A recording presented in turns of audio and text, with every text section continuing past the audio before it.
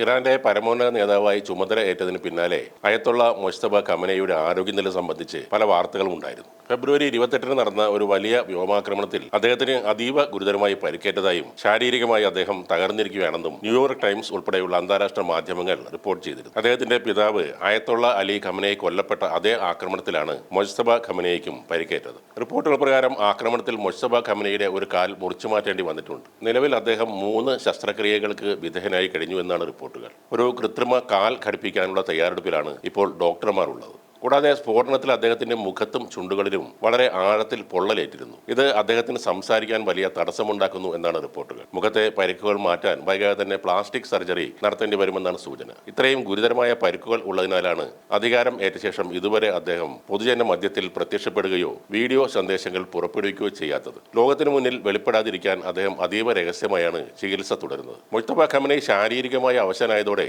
ഇറാന്റെ ഭരണകാര്യങ്ങളിൽ Islamic revolutionary guard ജനറൽമാരുടെ സ്വാധീനം വലിയ തോതിൽ വർദ്ധിച്ചു വരികയാണ്. പരമോന്നത നേതാവ് എന്ന നിലയിൽ ഖമനൈ ഇപ്പോഴും തീരുമാനങ്ങൾ എടുക്കുന്നുണ്ടെങ്കിലും സൈനിക മേധാവികൾ നൽകുന്ന നിർദ്ദേശങ്ങൾ അതേപടി ഒപ്പിട്ട് നൽകുന്ന ഒരു ഗവർണർ മാത്രമായി അദ്ദേഹം മാറിയെന്ന് ചില നിരീക്ഷകർ വിലയിരുത്തുന്നു. അതേസമയം ഇറാന്റെ ചരിത്രത്തിൽ ഇന്നുവരെ ഇല്ലാത്ത വിധം രഹസ്യമായാണ് ഇപ്പോഴത്തെ ആശയവിനിമയങ്ങളെല്ലാം നടക്കുന്നത്. ഇസ്രായേൽ ലൊക്കേഷൻ ട്രാക്ക് ചെയ്യുമെന്ന പേടിയിൽ ഇന്റർനെറ്റോ ഫോണോ ഉപയോഗിക്കാതെ കൈപ്പടയിൽ എഴുതിയ കത്തുകൾ ബൈക്കുകളിലും കാറുകളിലുമായി കൈമാറിയാണ് ഖമനയും സൈന്യവും ഭരണപരമായ നിർദ്ദേശങ്ങൾ നൽകുന്നത്. മൊജ്തബ ഖമനയുടെ പരിക്കുകൾ സംബന്ധിച്ച വാർത്തകൾ പുറത്തുവരുന്നത് ഇറാന്റെ ശത്രു രാജ്യങ്ങൾക്ക് മേൽക്കൈ നൽകും എന്നതിനാൽ ഇറാൻ മാധ്യമങ്ങൾ ഇത് കർശനമായി സെൻസർ ചെയ്യുകയാണ്. എന്നിരുന്നാലും ഹൃദയ ശസ്ത്രക്രിയാ വിദഗ്ധൻ കൂടിയായ ഇറാന്റെ പ്രസിഡന്റ് മസൂദ് പെസഷ്കിയാൻ തന്നെ നേരിട്ടാണ് മൊജ്തബ ഖമനയുടെ ചികിത്സയ്ക്ക് മേൽനോട്ടം വഹിക്കുന്നത്. ഖമനയെ കയ്യിൽ ശസ്ത്രക്രിയ നടത്തുകയും കാലിലേറ്റ പരിക്ക് മൂലം നടക്കാൻ സാധിക്കാത്ത അവസ്ഥയിലുമാണ് ഇപ്പോഴുള്ളത്. എന്നാൽ കർശന സുരക്ഷയിൽ മാനസികമായി അദ്ദേഹം ഉന്മേഷവാനാണെന്നും ഇറാനിയൻ വൃത്തങ്ങൾ ന്യൂയോർക്ക് ടൈംസിനോട് പറയുന്നു. അതേസമയം ആക്രമണത്തിൽ പരിക്കേറ്റ അവസ്ഥയിൽ തുടരുന്ന മൊജ്തബ ഖമനയി